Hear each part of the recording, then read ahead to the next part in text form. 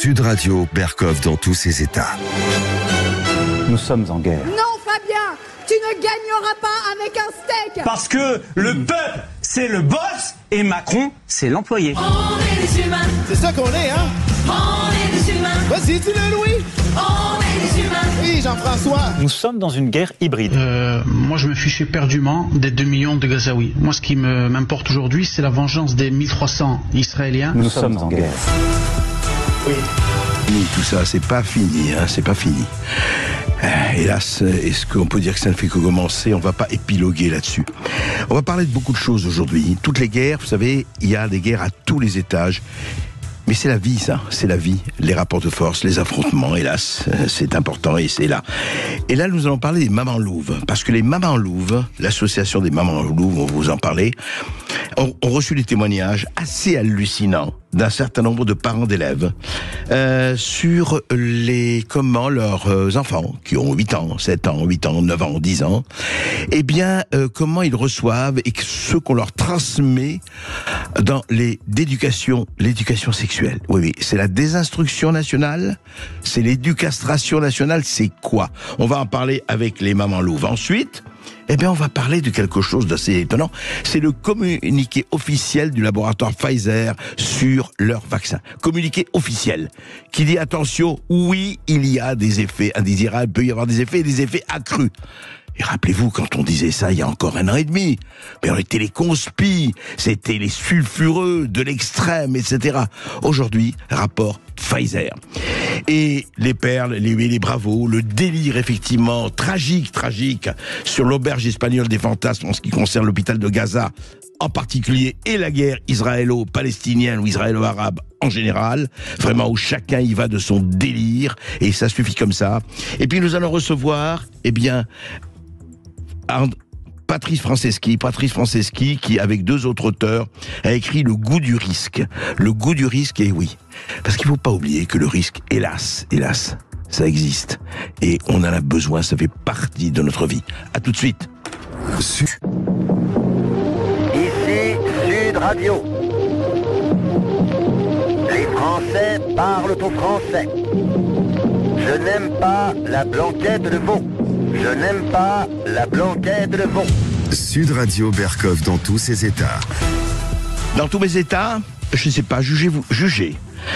Une infirmière de l'éducation nationale a des élèves de CM2. Hein, je rappelle, CM2, c'est 8-10 ans, 8-11 ans. Pour le plaisir, la fille peut caresser délicatement les testicules du garçon. Ou alors, on peut faire le sexe dans les fesses. Toujours une infirmière d'éducation nationale en cours, à l'école, à des élèves de CM2. Normal?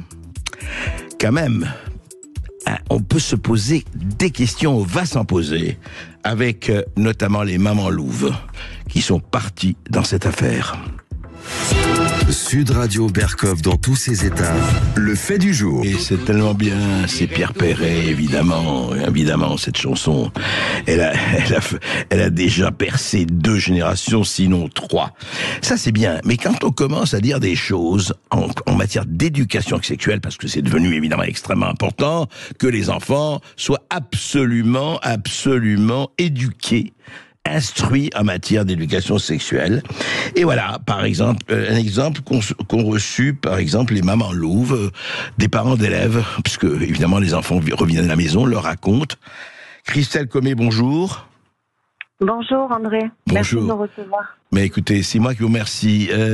Vous êtes vice-présidente des mamans louves. Vous avez reçu plusieurs témoignages de ce genre ? Absolument, oui. Depuis l'année dernière, en fait, on a énormément de familles qui nous contactent des suites de ce que l'on appelle dérives lors de séances d'éducation à la sexualité dans les établissements scolaires de la République, notamment sur des classes de primaire. Oui, c'est ça, notamment sur des classes de primaire. Alors, rappelons simplement à nos auditeurs, ces cours-là, ça a commencé il y a longtemps, il y a combien de temps? Vous le savez, Christelle Comé?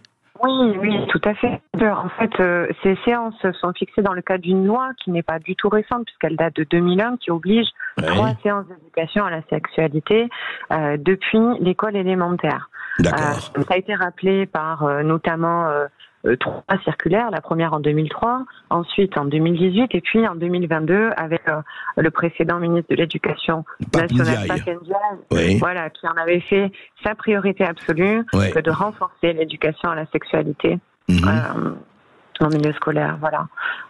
Et alors justement, parce que moi je veux bien éducation à sexualité, effectivement, mais les sexualités, hommes, femmes, les attributs, etc.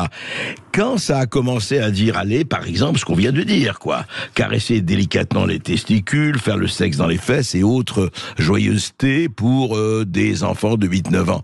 Quand est-ce que ça a, je ne dirais pas dérivé, soyons neutres pour le moment, mais quand est-ce que ça a commencé à entrer dans ce genre de détails ?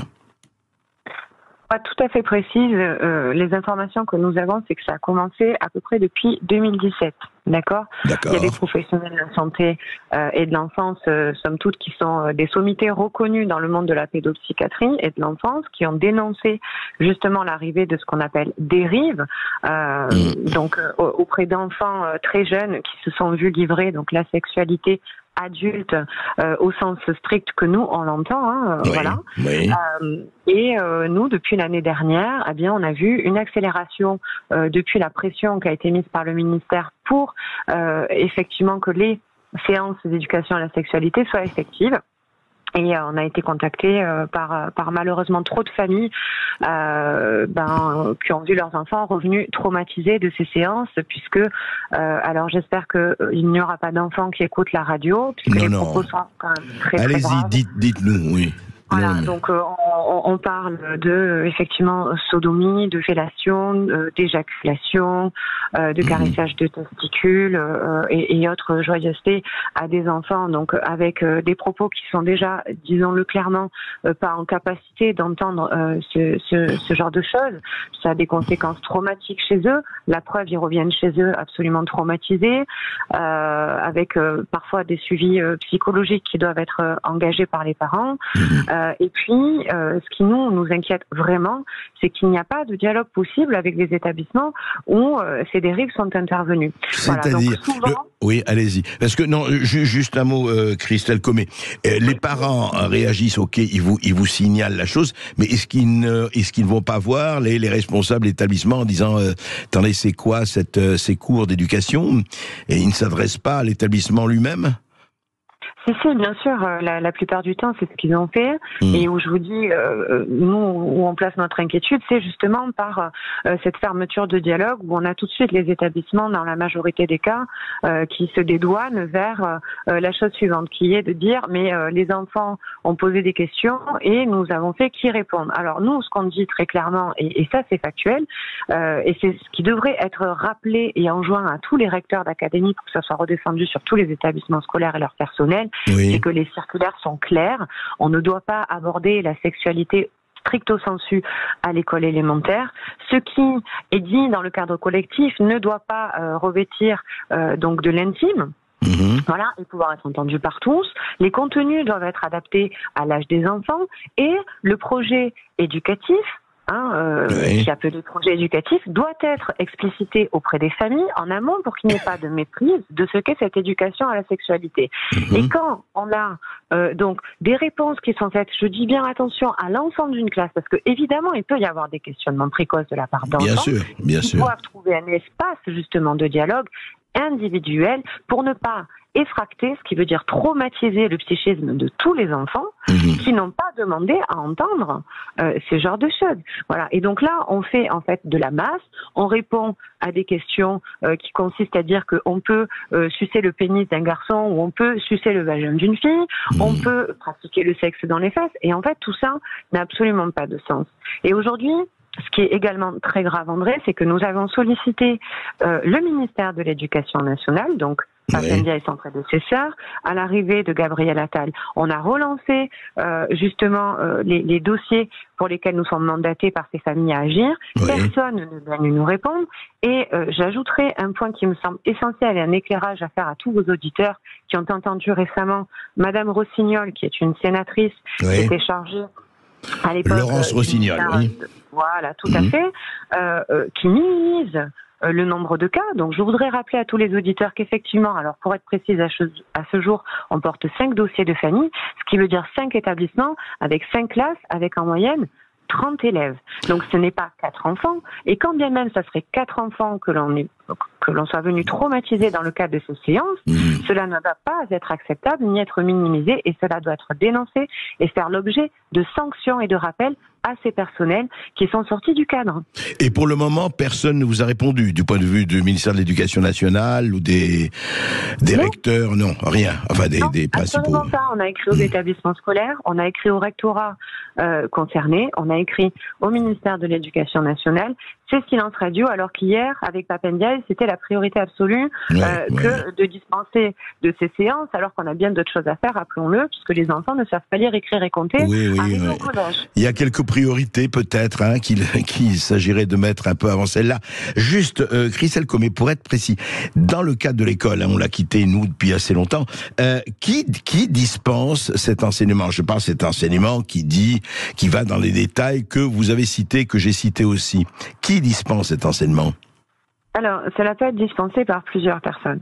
Cela peut être les infirmières de l'Éducation nationale, qui souvent sont des infirmières de collège qui viennent intervenir sur les écoles élémentaires ou primaires. Oui. Ça peut être également depuis Marlène Schiappa en 2018 qui a ouvert donc ces interventions aux associations agréées qui peuvent intervenir également. Ah oui, vous voulez dire qu'une représentante d'association peut venir dans l'école primaire faire un enseignement ou enfin faire un... Absolument, voilà, c'est le cas notamment du planning familial, qui somme toute est rempli d'idéologies qui sont déversées à l'intérieur de l'école.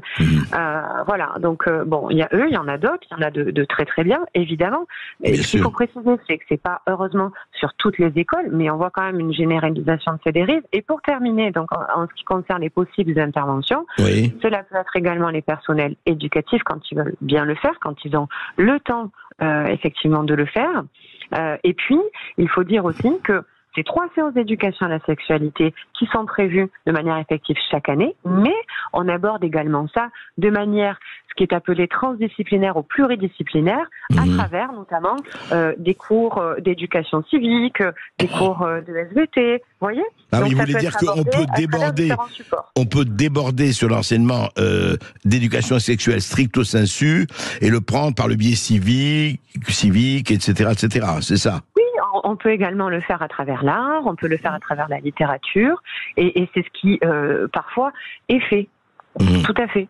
D'accord. Et alors, pour le moment, vous avez eu quand même, vous dites plusieurs dizaines de plaintes. Vous avez eu des plaintes de familles. Vous avez et au fond, est-ce qu'il n'y a pas juste pour me faire non pas l'avocat du diable, mais l'avocat de ceux qui disent oui, mais c'est pas si grave que ça. Peut-être l'avocat de Laurence Rossignol justement ou autre. Est-ce qu'il n'y a pas des enfants qui prennent ça en disant oui, ça amuse et ça leur passe au-dessus de la tête? Est-ce que on peut pas dire oui, mais enfin au fond on leur dit ça, mais ça n'a que peu d'importance et que en fait ils reviennent en rigolant? Alors, vous savez, ceux qui vont vous tenir ce genre de propos, ce sont des personnes qui n'ont absolument aucune connaissance en matière de développement de l'enfant. En fait, le développement de l'enfant, et ça aussi, ce sera bien que Madame Rossignol l'entende, il ne change pas.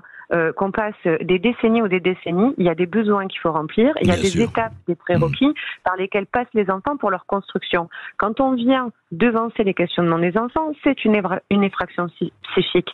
Quand on vient tenir des propos crus sur la sexualité adulte alors qu'il ne se pose pas encore la question, c'est une effraction psychique qui constitue des traumatismes. Et ça, les professionnels de l'enfance pourront le confirmer.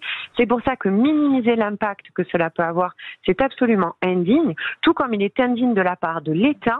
Et là, Madame Rossignol, par contre, a agi correctement. Par exemple, pour venir lutter contre l'accès à la pornographie, il devrait y avoir des mesures, justement, qui s'imposent, des mesures législatives, des mesures réglementaires. Vous savez, le problème aujourd'hui, c'est qu'on est tombé dans un changement sociétal où, en fait, on vient donner maintenant la responsabilité aux enfants de pouvoir, en fait, s'adapter à une société qui plonge les enfants dans un univers hyper sexualisé et qui ne sont pas protégés ni par l'État, ni par des cours de prévention. Vous savez, les seuls cours de prévention qu'il faudrait faire, justement, ce sont des cours de prévention qui consisteraient à indiquer aux enfants les dangers d'Internet, sensibiliser également les parents sur les dangers des contenus que peuvent rencontrer leurs enfants pour renforcer cette vigilance. Il faudrait également... Oui, une vraie éducation, d'ailleurs il faudrait une éducation, je vais vous dire, des parents autant que des enfants. Hein? On va vous parler d'autre chose. On va vous dire, il y a la lutte contre la pornographie, ok, mais alors on va pas donner du contenu pornographique pour lutter contre la pornographie, c'est absolument absurde. Mais on va vous dire aussi, il faut lutter contre les violences sexuelles, sexistes et les discriminations. Sauf que quand on va banaliser la sexualité adulte dans le monde de l'enfant, on ne lui permet absolument pas de pouvoir se prémunir des prédateurs. Puisqu'on lui dit qu'il est normal, par exemple, de pratiquer le sexe dans les fesses. Donc face à un prédateur, l'enfant se dira que c'est normal. Au même titre que celui qui est abusé, qui est victime d'inceste, quand il va entendre ça, il ne trouvera pas d'espace pour dire. Et ce sera la norme, et c'est pas ça. Oui, ils vont ça. Enfin, ça sera pour eux la norme, et c'est quand même quelque chose d'assez grave quand on a 8 ou 9 ans ou 10 ans. Christelle Comet, merci. On va suivre ça, et évidemment, on fera appel à vous, parce que là, ça pose vraiment problème, et ça n'a rien à voir avec la liberté ou la liberté de se comporter. Un enfant, c'est un enfant, et on le sait avec toutes ces affaires de pédocriminalité dont on va parler très très très bientôt d'ailleurs. Merci. Oui. Merci beaucoup, André. Merci beaucoup, Christelle Comet. Je rappelle que vous êtes vice-présidente des Mamans Louves, et en tout cas... Ici Sud Radio. Les Français parlent au français. Les carottes sont cuites. Les carottes sont cuites. Sud Radio Berkov dans tous ses états. Voilà, tous vaccinés, tous protégés, tout allait bien dans le meilleur des mondes, et on savait qu'il y avait quelques petits soucis, mais ça allait très bien. Et puis voici que sort un communiqué officiel de Pfizer, des laboratoires Pfizer, communiqué officiel qui est sorti il y a un mois. Écoutez, on va en parler, c'est très intéressant.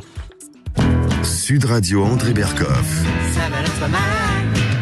Berkov dans tous ses états, ça balance pas mal sur Sud Radio. Et n'avoue jamais, je ne sais pas s'il faut avouer ou pas qu'on aime, mais en revanche, Pfizer, Covid, les vaccins, etc., eh bien là, il avoue quelque chose qu'il n'avouait pas il y a si longtemps que ça. Un communiqué officiel, voilà, utilisation, information de sécurité, indication que Comirnaty, vous savez, Comirnaty, c'est le vaccin Covid ARNM, vaccin approuvé pour l'immunisation active afin de prévenir la maladie à coronavirus.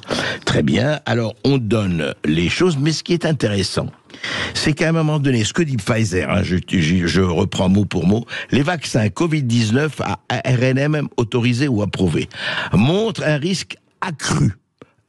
Alors là, ça, c'est un mot nouveau, on l'employait pas. Un risque, il disait, oui, il y a des risques, des allergies, un risque accru de myocardite, inflammation du muscle cardiaque, et de péricardite, inflammation de la muqueuse à l'extérieur du cœur, en particulier dans la première semaine suivant la vaccination. Pour Comirnaty, le risque observé est le plus élevé chez les hommes de 12 à 17 ans. Mais attendez, on disait bien que les hommes de moins de 30 ans, le public était à très peu de risque de développer les formes graves de la maladie. Alors, quand il y avait la balance bénéfice-risque, on vous disait, vous voyez, pendant 2 ans et demi, mais tout va bien, oui, il y a des risques, mais le bénéfice est tellement grand, rappelez-vous, à 2 doses, vous étiez tous vaccinés, tous protégés, etc. Aujourd'hui, ce n'est plus du tout le même langage. Vous voyez, les effets indésirables, il y en a quand même beaucoup, les effets secondaires, il y en a quand même beaucoup, et ça pose problème, ça pose un problème le plus important, c'est encore une fois, mais il ne s'agit pas d'être pro ou anti-vax, il s'agit de dire et de répéter que ce qui est certain, et tout le monde l'admet, si vous disiez ça il y a 2 ans, vous étiez un conspirationniste absolument extrémiste, mais là, le problème, c'est que normalement, il faut un vaccin, et Dieu sait si on s'est fait tous vacciner, et c'est bien le vaccin, mais quand il empêche la maladie, il empêche que vous tombiez malade. Écoutez, un vaccin, on le sait depuis toujours, c'est ça. Et là, on prend une dose, 2 doses, 3 doses, et on retombe malade. Problème. Et puis, encore une fois, regardez la NSM, tous les effets secondaires. Et aujourd'hui, Pfizer dit, attention, risque accru. accru. Et accru jusqu'à quel point, jusqu'où? Eh bien, il y a ce problème-là qui est posé. Voilà, on voulait tous vous dire que comment la vérité vient au labo. Eh bien, c'est une bonne chose, mais attention, enquête, vigilance, toujours. Dans tous ses états, les perles du jour. Moi, j'habite chez une copine. Merveilleux. Alors, vous savez qui a dit ça? Eh bien, c'est Emmanuel Macron. Alors, j'habite chez une copine, mais oui, il habite en Europe, il habite dans l'Union Européenne, c'est formidable, il habite chez une copine dans l'Union Européenne. Et il dit, viens chez moi. Et voilà, il est en visite officielle à Tirana, et il dit, écoutez, voilà, maintenant on va ouvrir l'Union Européenne. On va l'ouvrir, hein. On va aller très loin, et il n'y a aucune raison qu'on reste à 27, surtout que l'Angleterre nous a quittés, hein, cette traîtresse, cette perfide Albion. Alors voilà, il dit à l'Albanie, ben venez. Et puis après, il y a la Bosnie-Herzégovine, il y a le Kosovo, il y a la Macédoine du Nord, il y a le Monténégro et la Serbie. Donc voilà, là ça a été lancé, processus de Berlin, c'est Angela Merkel qui l'a lancé en 2014. Alors, est-ce que tous ces gens-là vont venir? Eh bien, c'est très intéressant. Si on arrive à intégrer les Balkans, justement, est-ce que c'est une bonne chose? C'est une bonne chose, je sais pas. Il y a vraiment, vous savez, François Asselineau, par exemple, il n'est pas d'accord du tout. Il a fait un tweet là-dessus. Il dit, dit François Asselineau, population 3 millions d'habitants, 60% de musulmans, 16% de chrétiens. Le niveau de vie est 3 fois à 7 fois en PIB intérieur à la France. Les mafias, drogue, armes, prostitution, enfants, immigration. Voilà. Et d'autres personnes, effectivement, disent attention. Enfin, écoutez, franchement, c'est pas bien, là, ce que vous faites, parce que, comme dit notre président de la République bien-aimé, eh ben, plus on est de fous, plus on rit. Donc, ouvrons. Sud Radio Berkov dans tous ses états.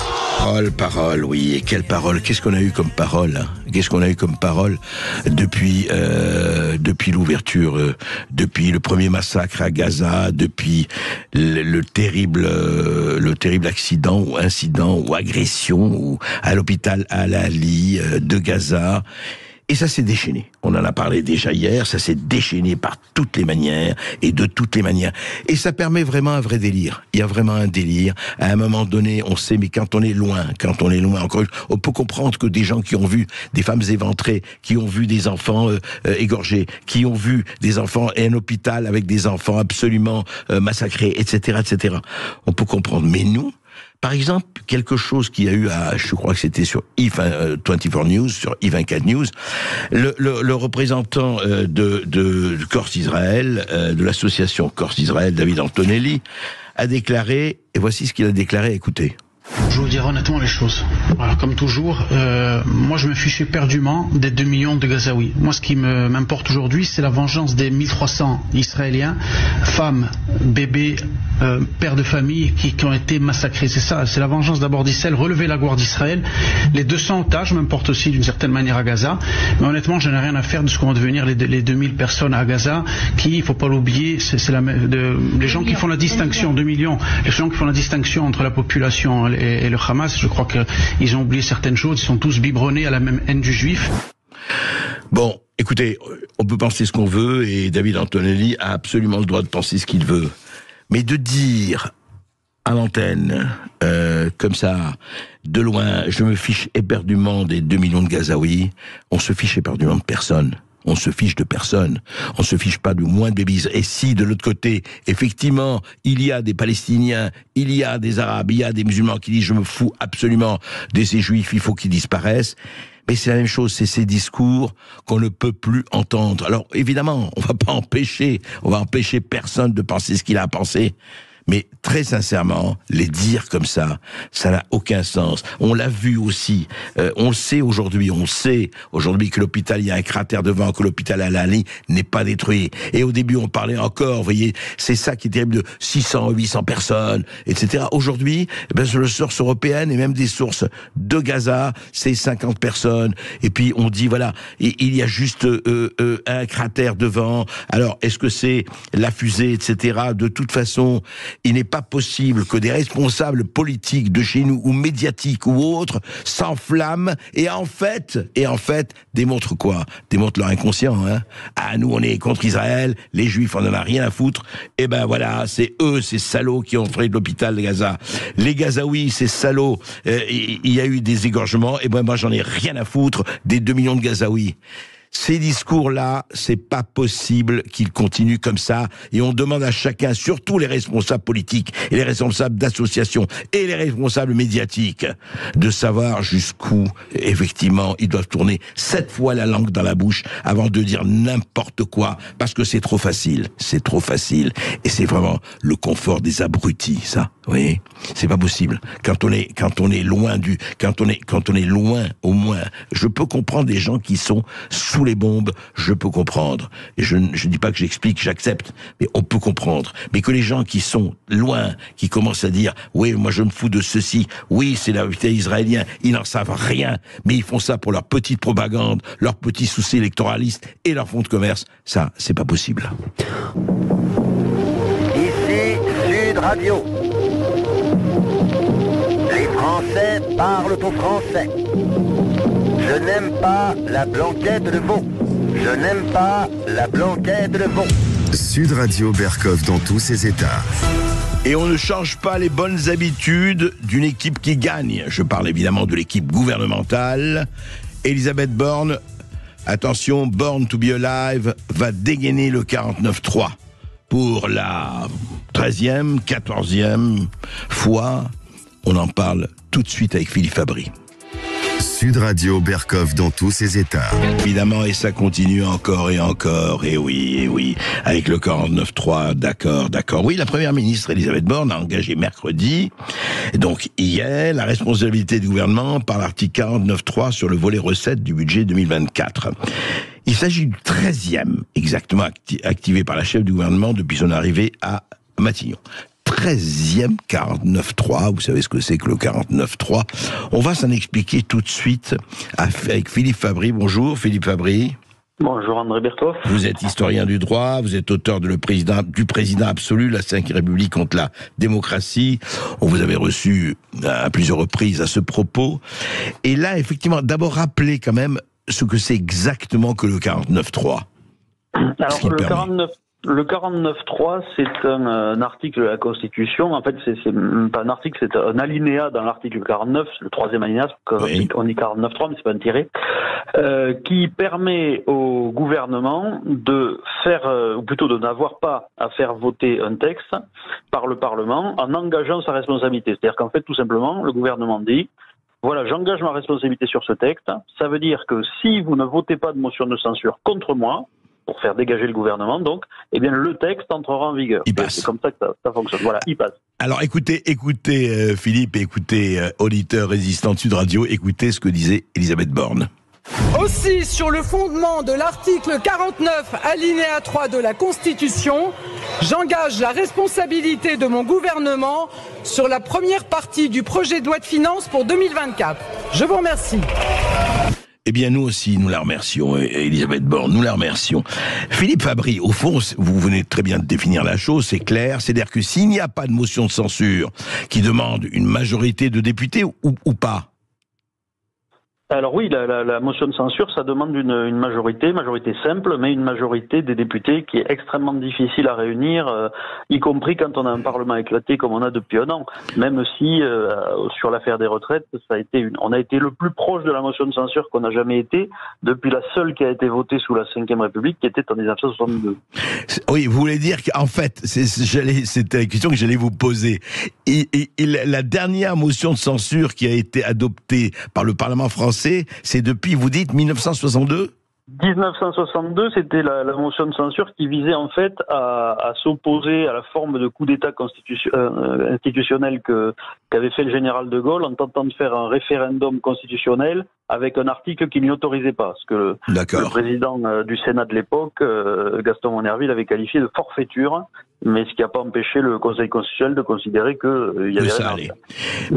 Mais en fait, Philippe Fabry, alors justement, parce que je dirais l'historien que vous êtes, est-ce que franchement, depuis quelques années, même peut-être avant Macron, mais disons oui, parce que ça a été utilisé bien avant, est-ce qu'au fond, dans ce régime dans lequel on est, dans ce régime de présidence absolue, c'est votre propre titre de votre livre, est-ce qu'au fond, et ce n'est pas l'exécutif qui gouverne par le 49.3, même s'il ne l'utilise pas tout le temps, l'exécutif est seul face au législatif qui est, allez, on va pas dire impuissant, on veut pas être méchant, mais enfin, ça passe, et ça ne casse pas.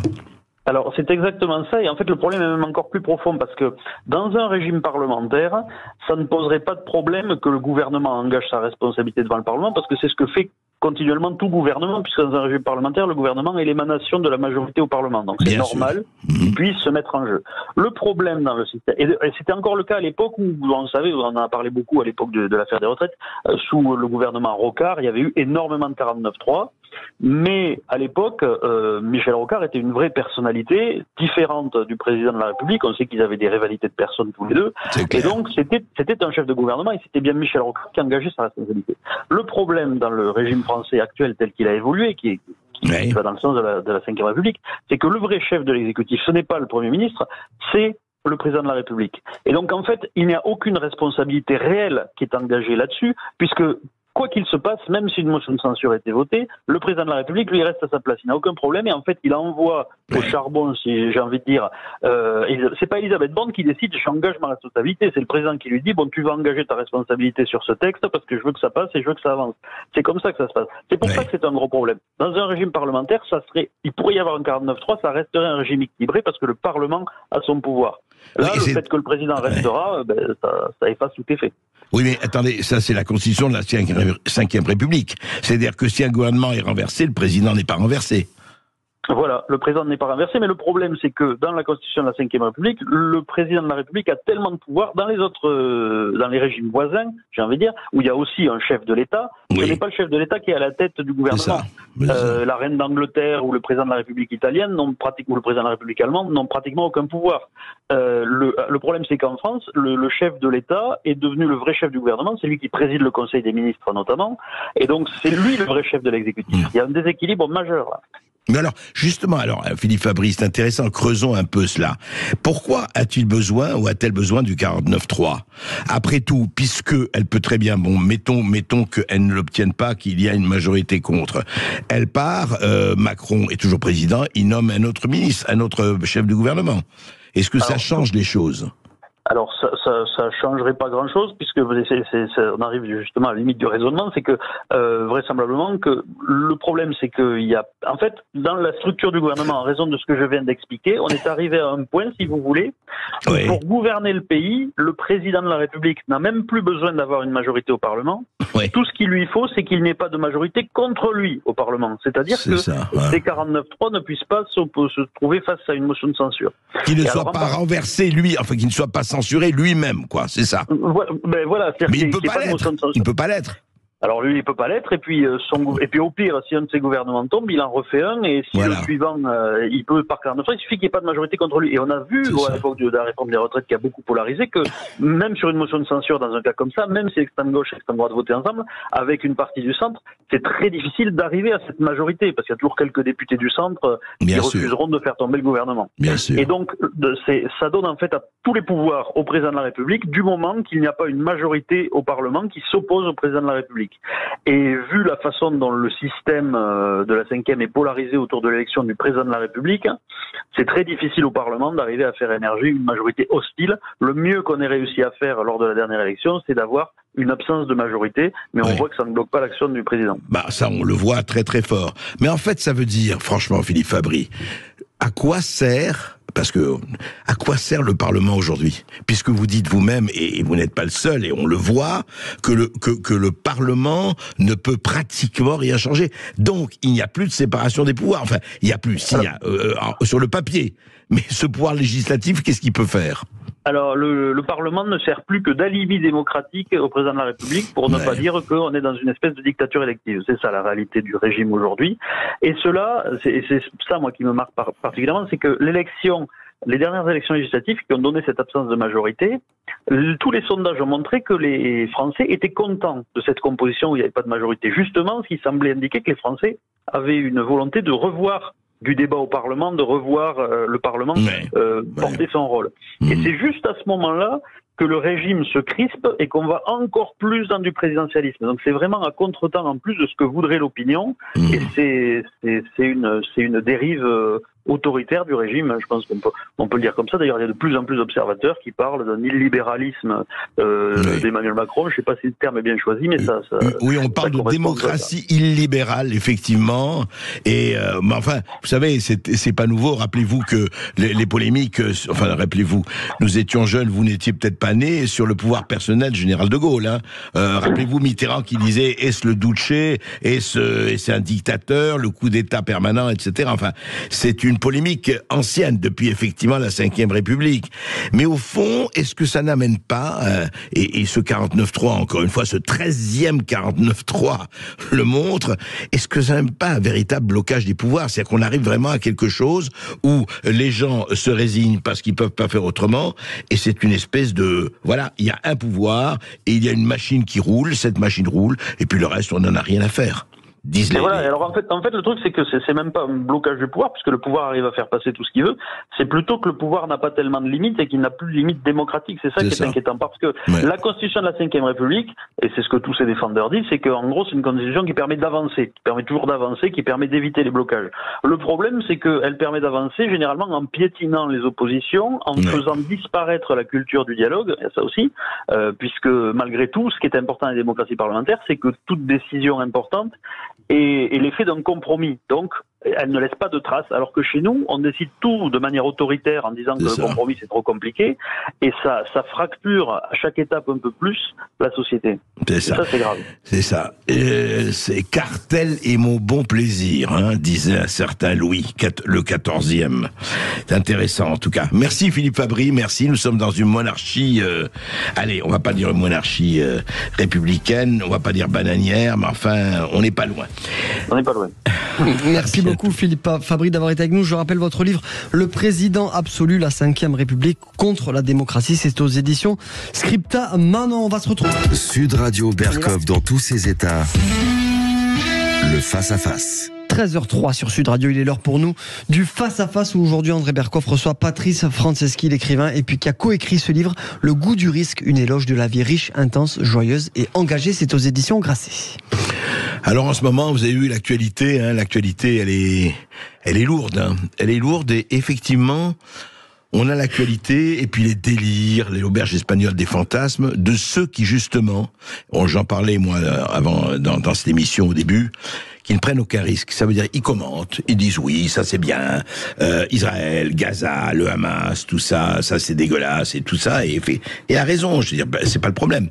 Le problème, c'est ils n'ont même pas la rigueur de leur irresponsabilité, ils n'ont même pas la rigueur d'être loin. Parce que je comprends que quand on est sous les bombes, je l'ai dit, on peut avoir des excès, des fureurs, des colères, des envies de vengeance, mais au moins on peut avoir du recul. Et en fait, Patrice Franceschi, votre livre que vous avez écrit avec Andrea Marcolongo et Loïc Finaz, on constate quelque chose, c'est qu'en fait, chez nous, ce qui peut être en France, en Europe, en tout cas un certain nombre de parties du monde, pas seulement en France, ce qui nous manque le plus, c'est que le risque est devenu un mot obscène, un péché capital. C'est ça, non? L'aversion au risque, dans les sociétés occidentales, est une véritable maladie. Ouais. Et le risque ou son aversion n'est jamais regardé sous cet angle-là. C'est un petit phénomène à part, etc. En réalité, avec Andrea Marcolongo et Loïc Finaz, quand on se posait la question du risque et de son aversion dans nos sociétés, on trouvait que c'était une grille d'explication assez intéressante, d'où ce livre, de tout ce qui nous arrivait. Parce que quand on a une aversion au risque, parce que le risque est un mot devenu obscène, ouais, et que tout est au principe de précaution, etc., eh bien nous ne prenons jamais les décisions qu'il faudrait pour anticiper les problèmes qui vont arriver. Voilà. Et ça, à partir de là, on comprend pourquoi nous sommes toujours dans la réaction aux choses. Je prends un exemple, puisque vous parlez de l'actualité internationale qui est effectivement réellement sombre, on ne sait pas très bien où le monde va. Les 3 grands avant-postes de la démocratie dans l'Orient compliqué, les Kurdes, les Arméniens, les Israéliens, sont attaqués de toutes parts par les mêmes ennemis. Exact. Et successivement et les uns après les autres. C'est l'Occident, sa démocratie, ce que nous sommes qui sont attaqués. Si nous avions pris les bonnes décisions, le cas de l'Arménie le plus emblématique, mais les Kurdes aussi, les bonnes décisions au bon moment pour empêcher ce qui vient d'arriver, ça ne serait pas arrivé. Mais notre aversion au risque a fait qu'on n'a pas voulu faire ce qu'il aurait fallu. Nous sommes inhibés dans l'utilisation de notre puissance. Franchement, l'Occident et la France en premier, ce n'est pas rien. Mais si le pouvoir que nous avons de défense, nous l'utilisons pas au moment où il faut, c'est comme si nous n'avions rien. Oui, ça, et nous, même plus, Patrice Franceschi, nous allons jusqu'à même pas avoir honte de dire qu'on pourrait l'utiliser. Ben oui. C'est ça qui est... Et tout ça, c'est une maladie de nos sociétés. Et dû à quoi? Alors, dans notre livre, qui s'appelle Le goût du risque, c'est déjà un titre un peu provocateur pour bien montrer ce que l'on veut. Mais c'est un éloge de la vie libre et intense. Joyeuse et engagée, comme disait votre camarade tout à l'heure, parce que quand on a le goût du risque, la vie vraiment vaut la peine d'être vécue, et on écarte de soi, de sa société, les dangers qui la menacent. Mais je voudrais qu'on reste un peu sur l'aversion au risque, parce que c'est quand même extrêmement important. On va prendre parce que vous parlez un peu de tout, vous parlez de sécurité, liberté, vous parlez de tout ça. Est-ce que ce n'est pas quand même ce goût du risque? Est-ce que ce n'est pas d'abord un apprentissage, une pédagogie qu'on ne donne plus, ni à l'école, ni dans les familles, ni nulle part? Aujourd'hui, on empêcherait Christophe Colomb de partir. Destination inconnue, retour improbable, vous restez là. Et il y aurait, au-delà du principe de précaution, un tas de normes que nous avons construites, comme les barreaux dorés de notre prison, qui empêcheraient de partir, tout simplement. Ils ne pouvaient même pas bouger. Il y a 15 chapitres dans ce livre, qui est très bref, très court. C'est un coup de sabre, en réalité, cet essai littéraire, dans notre société qui s'effraie de tout. Les titres des chapitres, mort au principe de précaution, la mort n'est pas à craindre, etc., sont des titres provocateurs pour bien dire ce que l'on veut dire, même si derrière, nous pesons les choses, elles sont, comment dirais-je, peut-être vous pesez un peu trop etc. les choses, des fois, mon cher Patrice. En fait, peut-être, mais nous n'avons pas voulu, Andrea, Loïc et moi, nous engager sur un chemin de polémique et rester sur l'argumentation. Et dans chaque chapitre, chaque problème de notre société, dans cette aversion au risque, lui donner des solutions. Des pistes de réflexion. C'est bref, il fait 120 pages. Simplement pour que mais c'est bien d'avoir posé les choses, ça poser c'est les clair. choses pour que les gens se disent, au fond, est-ce que notre aversion au risque, le fait que nous ayons perdu le goût du risque qui autrefois était donné, il était enseigné, c'était bien d'être capable de prendre des risques, peser, mesurer, intelligent, bien entendu, mais on en était capable. Cet abandon de ce discours, de cette énergie, de cet élan vital qu'il y a notamment dans la jeunesse, fait qu'aujourd'hui, dès qu'on parle de risque, on en a peur.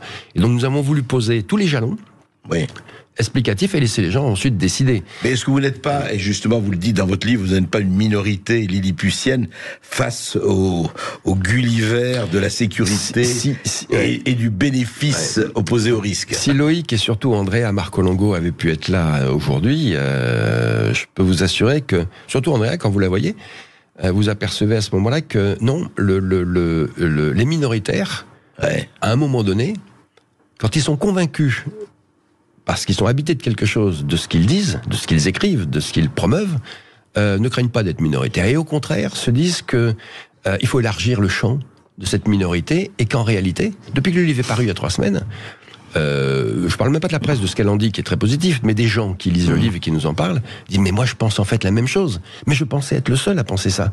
Et au fond, le livre, il sert aussi à dire aux gens, voilà, ce que vous ressentez-vous dans une entreprise, bloquée par les normes, dans votre activité quotidienne, où plus on dématérialise et plus on déshumanise, etc., les gens s'aperçoivent en fait qu'ils sont pas minoritaires et que cette minorité peut s'élargir. Oui, mais attendez, ça c'est très bien, mais ce sont des mots.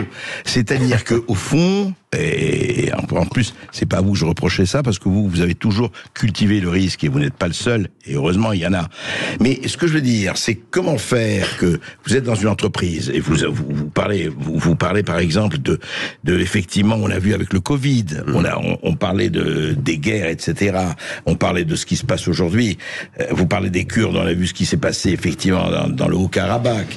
C'est-à-dire qu'au fond, on a l'impression que effectivement, on en parle, etc., et c'est très bien. Mais dès qu'il s'agit de passer à l'acte, car il ne s'agit pas d'être en guerre, mais de dire on va prendre des risques, on va y aller, etc. Est-ce que les gens n'ont pas été cultivés pour la plupart à dire oui mais attention, moi j'ai ma carrière, j'ai ma famille, j'ai ma femme ou j'ai mon mari, mes enfants, etc. Comprenez, pas de vague. Oui. Cette culture du pas de vague que vous attaquez dans votre livre. C'est une culture de l'immobilisme plutôt que de prendre des risques. Mais le problème c'est que nous sommes tous à des degrés divers là où nous sommes, entreprises, médias ou tout ce que l'on veut, déjà emprisonnés dans un filet incroyable d'obligations, de contraintes, etc., de normes, qui déjà, dès qu'on veut un peu bouger, et de bureaucratie, qui dès qu'on veut un peu bouger, vous en empêche d'office. Bien. Alors, la plupart des gens se résignent, parce que comment faire ? D'autres se rebellent, en disant toujours, on peut se révolter contre une chape de plomb de normes qui, par exemple, dans mon entreprise, m'empêche de faire quoi que ce soit. Par exemple, pour les normes, qui s'accumulent. Oui, prenons des exemples concrets. S'accumulent de jour en jour. Normes de sécurité sur les bateaux, normes de sécurité. Nous ne sommes pas contre les normes. Nous sommes heureux qu'il y ait des normes qui font que les jouets de nos enfants sont bien faits et ne vont pas leur faire de mal. Nous sommes contre simplement l'abus des normes, qui ne cessent de nous emprisonner. D'où le fait que notre livre est mesuré. Quand on dit mort au principe de précaution, on dit simplement que le principe de précaution, à l'origine, pourquoi pas ? Il était fait pour quelque chose de très précis. Mais du fait qu'il est entré dans la Constitution, il ne pouvait que déborder de son lit et atteindre toutes les strates de la société. Et plutôt que d'agir, prenons des précautions. Mais dans tous les domaines. Hors de son champ d'application d'origine, qui était pour la planète à venir. Bon. Donc tout ça... Mais le principe des précautions était prévu au départ pour la planète. Oui, pour les problématiques environnementales. Et c'était très bien. Nous avions des problèmes. Prenons la précaution de léguer une planète suffisamment correcte pour nos enfants. Bien. Mais l'enfer est pavé de bonnes intentions. À partir du moment où on l'a inscrit dans la Constitution, on a bien vu qu'il a débordé de tout ça. Prenons des précautions absolument pour tout. Et à partir de là, si vous n'avez plus, la possibilité dans votre vie quotidienne de prendre quelques risques que ce soit, eh bien, vous êtes à ce moment-là plus qu'emprisonné. Vous êtes étouffé. Et la vie vaut plus la peine d'être vécue. Donc, avoir le goût du risque, c'est se dire, là où je suis, eh bien, on peut se révolter, on peut faire les choses, essayer d'empêcher. Mais c'est très difficile parce qu'il est déjà bien tard. Et comme il y a un cumul, l'éducation sur le goût du risque n'est plus donnée, mais c'est la précaution. L'infantilisation des gens avant sa grande... Moi, je suis toujours énervé quand je prends le train et qu'on me dit attention à la marche, n'oubliez pas votre sac, etc. Oui, papa, maman, ça va. Je veux dire, cette infantilisation des gens, la bureaucratie qu'on nous met derrière, la numérisation de tout, qui est une déshumanisation des rapports humains, des interactions humaines, tout ça se cumule en réalité. C'est pas un problème quelque part. Non. C'est un ensemble de choses dans des sociétés qui finalement, comme la nôtre, entre, et ça on va pas s'en plaindre, 70 ans, même plus de paix, une évolution économique de niveau de vie incroyable, malgré les problèmes que nous connaissons, ça endort les gens. Voilà. Et il faut pouvoir, et c'est ça la difficulté, garder cette paix, garder cette économie et en même temps garder le goût du risque. Ça, c'est une équation difficile. Vaste programme, on continue d'en parler après cette petite pause. Avec Patrice Franceschi et puis avec vous, bien sûr, sur Facebook, sur YouTube et bien sûr au 0826 300 300. Appelez-nous à tout de suite sur Sud Radio. En revanche, vous savez, je sais que vous l'avez aussi, c'est le goût du risque. Et le goût du risque, c'est important. On est avec Patrice Franceschi, qui, avec Andrea Marcolongo et Loïc Finaz, ont écrit ce bouquin qui vient de paraître chez Grasset. Et je voudrais vous lire la fin, ils ont fait un petit bréviaire à la fin. C'est intéressant. On en prend de la graine. Article 1er. Considérer le goût du risque comme l'aiguillon le plus mordant qui ait jamais été inventé pour houspiller la vie morne. Article 2. Pour ceux qui ont pu s'approprier leur vie, ne pensez à la retraite qu'au seul jour de la mise au tombeau. Vous allez vous faire insulter. Quoi? Ne pensez à la retraite que le jour de la mise au tombeau? Non, ça va pas. Je vais pas attendre mon inventaire. Oui, et vous ajoutez, c'est ainsi qu'on paye sa dette. Avant cela, en avant toute, pour les autres, mettre cette pleine puissance du moteur le jour même de la retraite, et voilà tout. C'est-à-dire, vous dites, oui, d'accord, prévoyez, mais ne pensez pas qu'à la retraite, quoi. Ne soyez pas retraité dans votre tête. Franchement, si vous êtes retraité, ou pensez à votre retraite à 20 ans, ou même à 30 ou 40, en fait, vous cassez le champ de la vie qui peut être en vous, l'exaltation de la vie. Il faut y penser au bon moment. Et puis pour certains, et il y a quelques provocations évidemment dans ce livre-là, ils pensaient que quand on est au tombeau, parce qu'après on a toute l'éternité pour se reposer. Bien, le reste du temps, il faut vivre pleinement. Voilà, c'est ça le message. Nous avons toute la vie pour nous amuser, nous avons toute la mort pour nous reposer. Et voilà, on peut le dire comme Moustaki. Article 3. Alors ça c'est intéressant. Sans cesse dire ou courtier en assurance de toutes sortes, fuyez-moi. Ouais. Pas d'assurance. Oui, mais alors, là aussi c'est provocateur pour dire que est-ce que dans ma vie, ce qui va compter, surtout dans la jeunesse, dans l'élan vital qui doit nous habiter, est-ce que c'est vraiment s'assurer? Est-ce que la vie, c'est pas s'exposer et ne pas vivre, se protéger? Voilà. Donc, on caricature, on force le trait, c'est normal pour se faire entendre, mais franchement, je pense que l'exaltation de la vie, le peu de temps qui nous est donné avant la mort, si franchement, on pense qu'à se protéger et à s'assurer, on ne vit pas pleinement. Et ça n'en vaut pas la peine. Patrice Franceschi, oui. Alors ceux qui disent sortez couvert, ils aimeront pas ça du tout. En plus, alors, ça c'est très intéressant, exiger de la providence ce qu'on ne lui demande jamais, la bataille plutôt que le repos. Pourquoi vouloir une existence dénuée d'épices ? C'est bien, parce que vous grattez pas dans le sens du poil, et heureusement vous dites, mais la bataille c'est important, d'ailleurs. Mais vous savez, c'est tiré d'une vieille leçon de l'école stoïcienne de l'Antiquité, ou Cicéron, Sénèque. Or Pindare, c'est bien avant, c'est un poète, mais quand Pindare disait « Oh mon âme, n'aspire pas à la vie éternelle, mais épuise le champ du possible », il préparait déjà les stoïciens qui viendront 2-3 siècles plus tard, en disant « Qu'est-ce qui vaut la peine dans la vie ? C'est combattre quand il le faut, c'est son exaltation et non pas sa protection ». Prenons le cas de Cicéron, dans le traité des devoirs, quand il dit « Quand les circonstances l'exigent, nous devons entrer dans la mêlée et préférer la mort à la servitude ». Il a tout dit de peuples qui veulent vivre libres avant tout. Et qui payent le prix. Et qui payent le prix de ce qu'il faut. La liberté, c'est ce qui coûte le plus cher. Il faut accepter consentir à en payer le prix pour vivre pleinement. L'histoire dans tout ça, quand on parle du goût du risque, derrière, qu'est-ce qu'il y a ? Il y a simplement le fait que, est-ce qu'on a envie de vivre au rabais ? Est-ce qu'on a envie de ne prendre de la vie que des miettes ? Ou est-ce qu'on veut la prendre pleinement ? Vivre à genoux ou pas ? That is the question. Desserrer la ceinture et chercher la bagarre, dit Zorba, dans votre livre d'ailleurs. Et alors alors je continue parce que je trouve ça très joli, je vais pas lire tout, mais vous dites, l'aventure étant le dictionnaire de la vie tout entière, décidez que la fonction la plus éblouissante du risque consiste à faire de chacun des mots de ce dictionnaire une vie en elle-même. Si le ciel devait adresser une prière un tant soit peu sensée aux hommes de bonne volonté, ce serait bien celle de suivre ce précepte, c'est-à-dire l'aventure, le dictionnaire de la vie. Et j'ajoute, parce que je voudrais que vous répondiez là-dessus, et que vous commentiez vos propres paroles d'ailleurs, à ceux qui disent gentiment à leurs amis, prenez soin de vous. Ça c'est vrai, on l'entend surtout en ce moment. Prenez soin de vous. Vous répondez, ne vaudrait-il pas mieux s'engager à prendre soin des autres, nos voisins comme nos lointains ? Sinon quoi ? Égoïsme et vanité.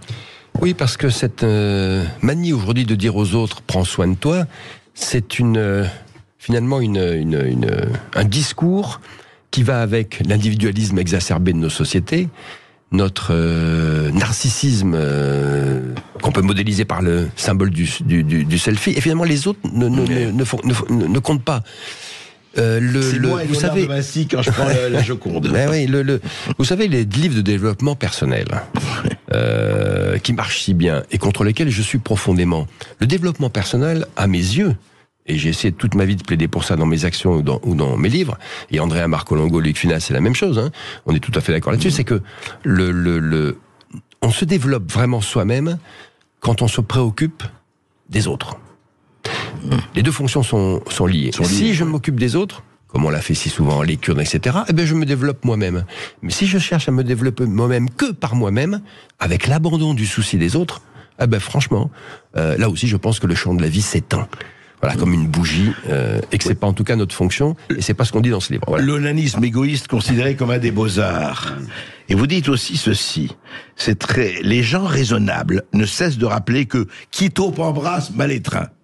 C'est intéressant parce que Elon Musk, quand il faisait SpaceX, Tesla et maintenant Twitter, on lui dit mais ça va pas, tu vas pas faire ça toi en même temps, ça n'existe pas. Et il le fait. Ils ont parfaitement raison car telle est la vérité. Mais leur répondre qu'il n'est peut-être de bon choix au bout du compte que celui qui commande de tout choisir quand cela en vaut la peine, cela porte un nom, prendre le risque d'aventurer la vie.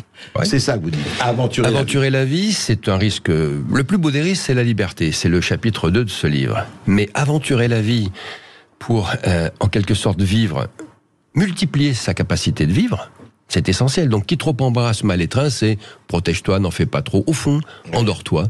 Et à ce moment-là, le bonheur est le somnifère de l'action. Non, c'est si les gens sont habités par des passions, sont habités par, ils savent ce qu'ils veulent, ils ont une colonne vertébrale, etc. Eh bien, en avant toutes. Et comme disait Zorba, desserre la ceinture et cherche la bagarre. Mais c'est positif, évidemment. C'est vivre vraiment. Et comme une amie me disait, il n'y a pas si longtemps, on était en avion, on allait vers Montréal. Elle me disait, tu vois, elle lui disait, c'était un peu provocateur, même pas provocateur. Elle disait, tu sais ce qui m'embête en ce moment en France? Je lui dis quoi? Il me dit, la France hiberne dans un préservatif. Alors je sais pas si c'est dans un préservatif, mais hiberner, c'est le sentiment que l'on a trop souvent, non pas parce que les individus sont comme ça, mais parce que le système général des choses, de la politique à l'industrie, à la finance, etc., finalement nous endort dans ce cocon. Et il faut quand même se révolter là-dessus, individuellement et collectivement, parce que sinon on ne vit plus. Ce livre-là, Le goût du risque, ce n'est rien d'autre qu'une tentée de faire prendre conscience, dans un domaine, le risque qui n'est pas analysé comme tel socialement, que nous sommes en train de nous endormir, que c'est parce que nous nous endormons que les orages de l'histoire se rapprochent, au niveau international comme national, et que se réveiller, il serait peut-être temps de se réveiller, voilà. Et bien là, on se réveille. Vous savez que dans cette émission, on passe son temps justement à sonner, non pas le tocsin, mais à dire, effectivement, ne laissez pas votre tête sous le sable. Regardez autour de vous, c'est ça qui vous sauvera. On continue de parler du goût du risque avec Patrice Franceschi et puis avec vous au 0826 300 300 sur YouTube et sur Facebook aussi. À tout de suite sur Sud Radio. Oui, vous avez parlé des courriers en assurance, surtout, ne les voyez pas là, hein, les trois mousquetaires de Le goût du risque. Et puis vous dites, une seule fuite est courageuse, celle devant les banquiers proposant des plans d'épargne à long terme. Ça c'est intéressant parce que qui ne reçoit pas du matin au soir, du soir au matin, des invites. Mais vous dites, sinon, comment faire pour tout jeter dans la balance comme Sandler, comme Cyrano, mieux vaut lancer sa bourse sur la scène de la vie que la conserver dans un coffre-fort, surtout qu'on sait que jamais un coffre-fort ne suivra un corbillard. Ça, c'est le mot. Ces petits articles qui terminent le livre, qu'on a essayé de faire à la fois provocateur et amusant, essaient de donner finalement, par rapport au titre du livre, Le goût du risque, et la maladie de notre siècle et l'aversion au risque, essaient de donner en fait le principal de tout ça, qui est l'élan vital qui doit habiter les gens. Oui, mais pourquoi? Voilà. Attendez, on va être dans le détail quand même. Pourquoi vous voulez pas qu'on fasse des plans épargne à long terme? Qu'est-ce qui vous choque? Qu'est-ce qui vous révulse, Patrice Franceschi, dans ces plans épargne à long terme? Après tout, on a besoin de... Mais écoutez, c'est un peu provocateur tout ça. La réalité, c'est que bien sûr, faites-en, mais que ce soit pas la fonction principale de votre vie. C'est ça que ça veut dire. C'est que si, finalement, quand vous avez 20 ans, compte tenu de tout ce qu'on vous raconte, à vous jeunes, prends pas de risques, attention à l'échec, confusion avec la faute, prépare ta retraite, fais ton plan d'épargne logement, etc. Qu'est-ce qui reste pour vivre ? Franchement, de l'exaltation de la vie, du chant de la vie qu'un jeune peut faire, surtout dans les passions qu'il pourrait ressentir. Grâce à Dieu, surtout dans la jeunesse, il y a plein de gens qui n'acceptent pas cette fonction de sécurité absolue qu'on leur donne, d'où l'espoir, et pour nous, ça sera finalement gagné. On participe à cette bataille avec ce livre, Andrea Marcolongo, Loïc Finaz et moi, et on sait bien que dans la jeunesse, il y a des forces vitales qui ne demandent qu'à se développer. Vous prêchez l'exemple, et c'est très important d'avoir la vie qu'on a, parce que si on peut dire, regardez, on ne s'est pas pris des rentes de situation. Non, nous, franchement, je dis pas ça par prétention, mais je pense qu'on a tous les trois, Andrea, Loïc et moi, une légitimité à dire ce qu'on dit, dans ce qu'on fait dans notre vie. Il vaut mieux, oui. Moi, je peux regarder, vous connaissez ma vie, etc. Je n'ai pas d'épargne logement, ni de quoi que ce soit. Mais on n'est pas contre sur le fond, attention. On est contre le fait que ça domine tout.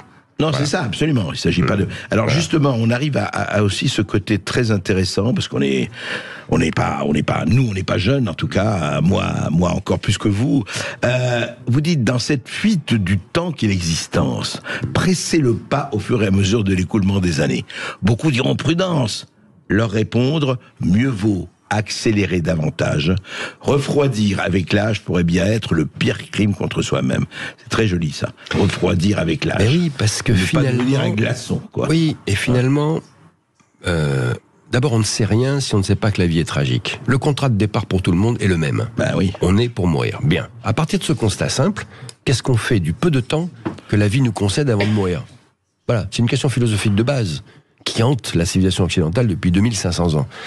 La réponse pour nous, elle est très simple. Vivre pleinement, pas au rabais, pas des miettes de vie. Et pour vivre pleinement, plus le temps qui nous est accordé se raccourcit mécaniquement. Car vous avez 20 ans, vous pouvez espérer pas mal. 40, un peu moins. 60, de moins en moins. Eh bien, quelle est la solution?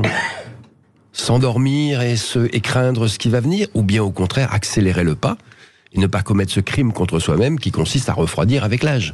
Voilà, l'énergie que peut avoir... Moi, j'ai des tas d'exemples autour de moi. Des gens de 80 ans qui entreprennent encore, qui ne veulent pas, justement, se dire... il reste peu de choses. Maximisons-le le maximum. Donc, si on a encore des règles, il faut les accomplir. Vivre et pas survivre, c'est ça. Vivre et pas survivre. Et surtout, ne pas attendre la fin des choses avec crainte. Il y a un chapitre sur la mort n'est pas à craindre, le vieille leçon stoïcienne, et qui veut dire simplement si on craint la mort, c'est le début de la servitude. C'est le début où on peut être gouverné par la peur. C'est le début de la fin de tout. Et n'oubliez pas que tous les pouvoirs de gauche, de droite ou du centre, et dans toute l'histoire, veulent nous gouverner et dans toute l'histoire veulent gouverner par la peur. Ils veulent des moutons, ils veulent pas mais c'est valable. des aigles. C'est valable aussi dans les entreprises, dans toute structure humaine, où finalement ceux qui dirigent préfèrent avoir des gens qui suivent sans poser trop de difficultés et pour lesquels, notamment, la première des vertus, la liberté, n'est pas essentielle. Aujourd'hui, la liberté est devenue chez nous quasiment une valeur optionnelle. Oui. Vous choisissez entre liberté et sécurité. Hein. Alors, c'est le vieux, bien sûr, c'est les vieux vases communicants. Plus vous avez de liberté, en général, moins vous avez de sécurité. Et inversement. En fait, il faut toujours trouver un bon équilibre. Nous, on plaide pas pour une liberté totale et une mais on nous demande totale. De choisir la sécurité, quand même. Tout le temps, parce que notre société, c'est maintenant... L'hygiène. Alors, l'hygiénisme et tout ce qui va derrière, mais en réalité, il fut un temps où la liberté primait surtout. Rappelez-vous, il n'y a pas si longtemps que ça, la liberté ou la mort. Vivre... dans la servitude ne vaut pas la peine. Et ainsi de suite.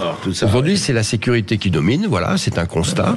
Mais si la sécurité domine, à ce point-là, la liberté régresse automatiquement. Et franchement, ne pas vivre en liberté, c'est ne pas vivre pleinement. Et le goût du risque plaide pour prendre le risque de vivre pleinement en liberté. Et moi, je dirais, paraphrasant Churchill, vous avez choisi la sécurité, justement, pour éviter la liberté. Eh bien, vous aurez l'insécurité et la non-liberté, et la soumission. Ça, c'était au moment de notre façon, avec Munich, de réagir à la montée du totalitarisme nazi en Europe. Vous avez voulu éviter la guerre, vous aurez la guerre quand même, vous aurez la honte, le déshonneur. Le déshonneur, ouais. Alors, on n'est pas dans ce cas extrême, mais néanmoins, d'un point de vue international, nous y sommes déjà.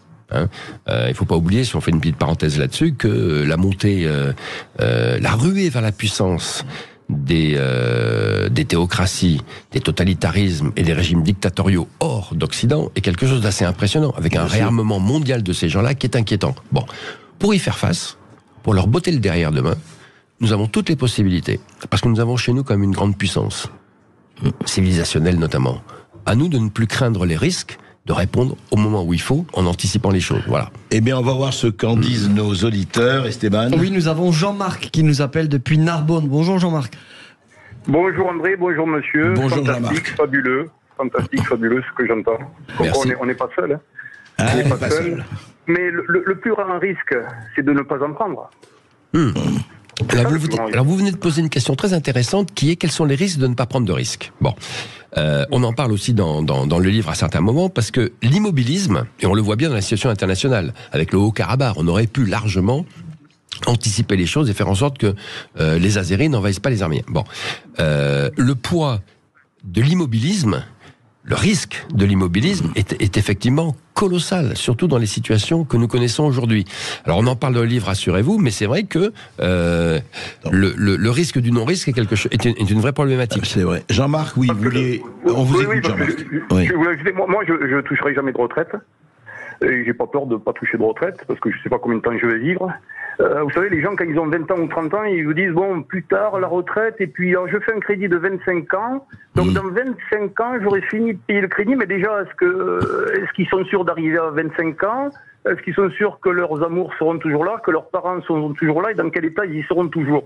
Donc les gens, ils vivent toujours au futur, mais sans penser au présent, alors que le futur doit être une aventure. Tentez, essayez, allez voir. Elle est une devise, les Moitissier, les Abinatan, les Jacques Brel et compagnie. Ça, c'était les gens qui vivaient, je veux dire. Donc, vous savez, à Jean Mermoz, on lui disait mais vous n'avez pas peur avec tous les risques que vous prenez, Jean? Et Jean Mermoz répondait, mais le plus grand risque pour nous, ça serait de mourir dans un lit. Voilà, vous savez, moi, comme exemple, je fais du sport, je fais beaucoup de sport, j'en fais l'après-midi en pleine chaleur, j'ai habité au Venezuela, je vais souvent à la Réunion, ci, cela. On me dit, mais tu es fou! Tu pars en pleine chaleur, tu risques d'un infarctus. Mais j'ai dit oui, certainement, mais le matin, j'ai horreur de faire du sport et je prends un plaisir immense à partir en pleine canicule à monter d'école. Alors certainement, il y a des chances que peut-être un jour j'aurai un infarctus en montant en vélo. Mais ça a été ma vie, elle a été magnifique, elle a été fantastique. Et pourquoi en plus, je veux dire, en plus je fais tout pour être en excellente condition physique, mais c'est mon plaisir. Alors bien sûr, si je dis ça à un cardiologue, il va me dire, mais à votre âge, il me dit, mais vous forcez trop, mais il faut pas partir avec la chaleur, mais il faut se couvrir, mais il faut... heureusement, j'adore ma maman, je l'ai jamais écoutée, parce qu'autrement, j'aurais fait un peu de vélo une fois par an, entre 8h et 8h30 du matin. Donc les gens bien pensants, si vous voulez, vous expliquent ce qu'il faut faire. Mais comme je vous ai déjà dit, il n'est pas interdit dans cette magnifique radio, avec mon magnifique André Berkoff, il n'est pas interdit de réfléchir quand même dans la vie. Alors qu'aujourd'hui, il n'y a plus personne qui réfléchit. Allez vous faire vacciner, restez chez vous, ne sortez pas sur la plage, attention, prenez votre température. Vous avez raison, Jean-Marc, l'intelligence est aujourd'hui pour certains un péché capital et la lucidité encore plus. Merci. On va prendre, merci Jean-Marc. Oui, on va prendre Dust qui nous appelle depuis la Haute-Garonne. Bonjour Dust. Bonjour Dust. Bonjour Sud Radio et merci de prendre mon appel. Et j'aime bien ce que j'écoute là ce matin, c'est pas mal le truc de la sécurité, j'adore. Je pense que le problème de la sécurité, c'est que ça nous fait prendre le risque de travailler toute une vie pour assurer un moment où finalement on a de moins en moins besoin de choses. Parce que là j'ai 60 ans, je vois bien que j'ai fait pas mal de choses, j'ai des voyages, du parapente, et je vois bien que la retraite que j'aurais pas m'aurait servi à rien. Mais en plus, c'est joli ça, la retraite que j'aurais pas m'aurait servi à rien, c'est joli. Oui, Dust, allez-y. Ce qui m'inquiète un peu de cette histoire de sécurité, c'est que le pouvoir sait tout ça. Et il a des compétences pour nous manipuler, pour manipuler la peur, pour nous faire flipper, pour des choses qui n'ont pas lieu d'être. En tout cas, en résumé, il faut vivre tout de suite, il ne faut pas attendre de vivre. Voilà. Exactement. Moi, j'entends souvent, mais pas majoritairement, des gens qui disent, voilà, j'ai envie de faire ceci, je rêve de faire cela, putain, je ferai tout ça à la retraite, génial, etc. Et t'as envie de leur dire, mais pourquoi t'attends? Je veux dire, on vit pas à partir de la retraite. Le résumé de tout ça, c'est il faut vivre tout de suite. Ne pas vivre au rabais, je le redis, et surtout ne pas vivre au rabais et vivre tout de suite si franchement on a en soi des passions, des désirs et envie de vivre. Voilà, l'élan vital, ce qui est dans notre ventre, l'élan vital dont parlaient nos anciens, doit être développé tout le temps. Voilà. Sinon, ça vaut pas la peine de vivre. Et donc, vous avez raison. On est d'accord. Esteban. Patrice, on a Brigitte qui nous dit les projets, les rêves, c'est ça aussi qu'il nous faut vivre et avancer. Bien sûr. Partager. Et bien entendu. Si on n'a pas de projet, pas de rêve en soi, ça commence mal. Mais beaucoup de gens, la plupart des gens ont des rêves, des envies, des désirs. Et vivre, c'est simplement accepter de prendre le risque de les faire exister. Quel que soit le risque et quels que soient éventuellement les échecs. Il y a un chapitre dans le livre qui s'appelle « Danser après l'échec » et qui est le modèle de Zorba, d'Alexis Kazantzakis, etc. Un personnage fabuleux dont l'énergie vitale qu'il habite est indestructible. Et dans ses aventures, il tente des choses, il échoue, il danse parce qu'il a échoué, pour mieux repartir et recommencer. Et Samuel Beckett disait échouer, échouer encore, échouer mieux. Voilà, et après apprendre de ses échecs pour mieux repartir. Donc l'échec, c'est pas la faute. Et d'ailleurs, qui ne rencontre aucun échec? Ceux qui n'entreprennent rien. Et donc ceux qui ne vivent pas. Il ne faut pas avoir peur de l'échec. Et donc dire à Brigitte que oui, si on a des rêves, il faut surtout tenter tout de suite de les vivre sans craindre d'échouer pour mieux recommencer. Alors, on continue de prendre vos appels au standard. On sera avec Frédéric dans une seconde après cette courte pause. À tout de suite sur Sud Radio. Dernière ligne droite dans ce face-à-face. Nous sommes ensemble jusqu'à 14h avec Patrice Franceschi et puis avec Frédéric qui nous appelle depuis Nantes. Bonjour Frédéric. Bonjour Frédéric. Bonjour. Oui, bonjour Monsieur Berkov, bonjour Monsieur Franceschi. En vous écoutant tout à l'heure, finalement, un peu au début de l'émission, je me demandais si en matière de perte du goût du risque, l'exemple finalement ne venait pas du haut lorsqu'on voit l'institutionnalisation du pantouflage de la haute fonction publique, par exemple. Et puis aussi, si la conséquence de tout ça n'est pas la transformation des pays, et notamment, bien sûr, ceux de l'Union européenne, en un gigantesque espace administratif où finalement, il n'y a plus de personnes ni de citoyens, mais uniquement des administrés, quoi. Le reste de tout exécutif, finalement. Oui, ou des consommateurs. L'aversion au risque, quand on regarde, on fait un panorama général de notre société aujourd'hui, mais le mal est profond et il n'a pas commencé hier, atteint toutes les traces de la société. Et en fait, nos dirigeants, qu'ils soient dans les entreprises d'ailleurs ou dans l'État, ne donnent pas l'exemple, évidemment. Parce que eux-mêmes sont atteints par cela. Et à partir du moment où tous les symboles de notre direction, de ce qui fait, mais c'est pareil aussi dans l'art et ailleurs, sont dans l'aversion au risque, du moins dans la précaution, et non pas et d'une certaine manière dans la capitulation à la volonté de vivre. Et à la capitulation et la soumission dans la volonté de vivre libre, parce qu'il y a les deux. Non, mais est-ce qu'il n'y a pas la garantie de l'emploi et de la carrière qui joue beaucoup, tout ça a joué. En fait, pour expliquer pourquoi l'aversion au risque est devenue si grande, il y a 15 chapitres dans le livre. Il y a 15 explications.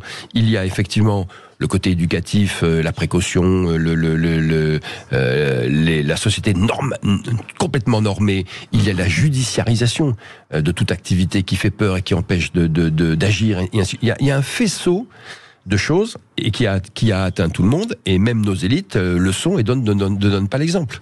Voilà. Quant à l'Union européenne, c'est une union politique. C'est une union économique et non pas politique. Donc elle a affaire plus à des consommateurs qu'à des citoyens.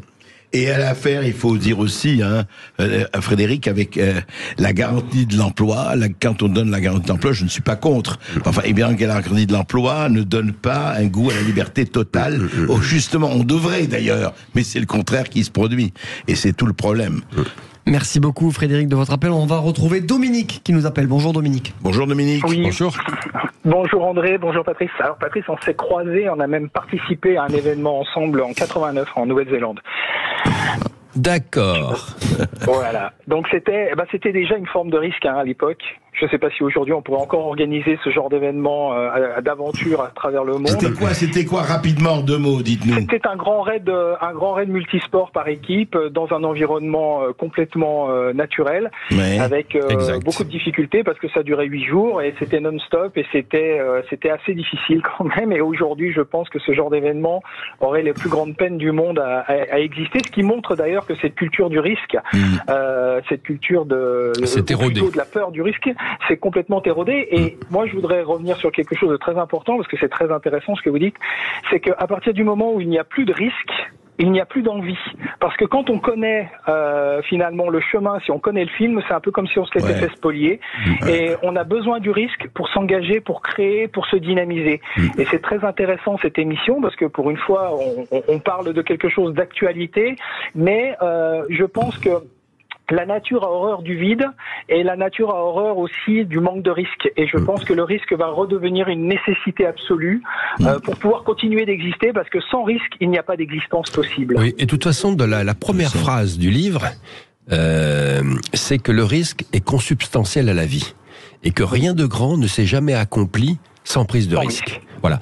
C'est ça la réalité, c'est ça en fait le substrat qui nous est donné à la naissance. Est-ce que Dominique, c'est très intéressant parce qu'il dit si tous les chemins sont balisés, si on sait d'avance ce qui va se passer pour nous, et évidemment on s'assied et en fait il n'y a plus d'exaltation de la vie, il n'y a plus ce chant de la vie qui nous permet finalement de dire, et on en parle beaucoup aussi dans le livre, que l'inconnu qui est devant nous, toujours. Quoi que nous fassions, nul ne sait ce que sera demain. Cet inconnu ne doit pas être pris comme étant un risque négatif, mais comme au contraire une exaltation de punaise. Une invitation. C'est waouh, qu'est-ce qu'il va avoir de super bien demain? Et d'avoir cet esprit positif, parce que le risque est consubstantiel à la vie, premièrement, nous empêche d'avoir peur, et donc de ne pas être gouverné par la peur, et deuxièmement, d'avoir toujours envie du lendemain qui nous attend. Et même si on ne le connaît pas, et surtout, d'ailleurs, si on ne le connaît pas. Merci Dominique. On retrouve Françoise qui nous appelle depuis Alès dans le Gard. Bonjour Françoise. Oui, bonjour Françoise. Bonjour André, bonjour Monsieur Franceschi. Voilà, moi je voulais vous dire que je suis née avec un handicap et mon pronostic vital était même engagé. Et je ne sais pas si c'est ça qui m'a donné le goût du risque et le goût de vivre. Mais en tout cas, j'ai passé toute mon enfance, mon adolescence, pas par mes parents, mais par les médecins ou par les professeurs, à être découragée. Oui, tu vas pas y arriver, tu n'auras pas ton brevet, tu n'auras pas ton bac, tu es trop nul en maths, tu vois. Et résultat des courses, j'ai eu mon brevet, j'ai eu mon bac avec 30 points d'avance. Et je suis assistante de direction trilingue. Je suis secrétaire en milieu médical. Je suis auxiliaire de... animatrice en milieu médicalisé. Donc, voilà. Donc, vous avez fait... Voilà, j'ai risqué tout ça. Pour vous donner deux exemples, vraiment, qui ont failli me coûter, mais bon... c'est pas grave. Je suis partie, j'ai fait un BTS d'assistante de direction trilingue. Je suis partie, on devait faire un stage de préférence à l'étranger. Je suis partie en mauvais état à Barcelone. J'ai été rapatriée en avion parce que ça allait mal. Mais je regrette pas tout ça. Je suis allée aussi à Pompéi avec des cannes de rando parce que je marchais encore à l'époque. Mais je regrette pas tout ça. J'ai beaucoup voyagé aussi en Europe et je regrette pas d'avoir fait tout ça parce que ça a donné du sel à ma vie. Alors que si j'étais restée dans un environnement aseptisé ou athée, je sais pas si ça aurait eu le même goût. Et là, je terminerai ce qui donne du goût encore plus à ma vie là depuis quelques mois, depuis le mois d'avril. Alors ça peut servir aussi à vos auditeurs. J'étais sur Facebook et j'ai eu connaissance d'un groupe de philosophie parce que c'était une de mes grandes passions aussi avec l'art, avec le cinéma. Et c'était une de mes grandes passions, la philosophie. Et ce groupe s'appelle le Fil Conducteur, Fil PHIL. Et c'est un groupe formidable. Il y a des conférences, il y a des cafés philo. Et justement, en approfondissant tout ce que j'ai appris en terminale, et ce que disait votre invité, entre autres, j'ai approfondi le stoïcisme, donc les pensées de Marc Aurèle.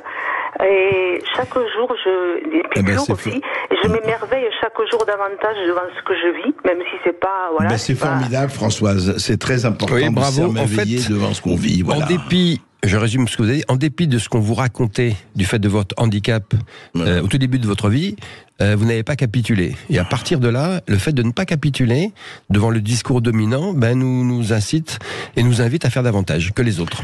Et je voudrais dire que l'article 12, là, ils font pas les 10 commandements, eux, ils font les 12 commandements. À l'hiver de la vie, risquer le tout pour le tout en ne s'inquiétant de rien. Il n'y a de toute façon plus grand chose à perdre. Et je pense que ceci devrait effectivement s'appliquer à beaucoup de gens qui ils ne le savent pas, même beaucoup plus jeunes, n'ont pas tellement de choses à perdre. En fait, c'est ça, ne rien faire, c'est tout perdre. Et tenter, prendre les risques et vivre libre, on n'a pas grand-chose à perdre en réalité. Et tout à gagner. Voilà. Alors c'est pour ça que les Français parlent aux Français et les Français parlent aux Français libres. Ne l'oubliez jamais et ne l'oublions jamais. Merci beaucoup, Monsieur Franceschi, d'avoir été avec nous. On rappelle ce livre, Le goût du risque, une éloge de la vie riche, intense, joyeuse et engagée. C'est publié aux éditions Grasset.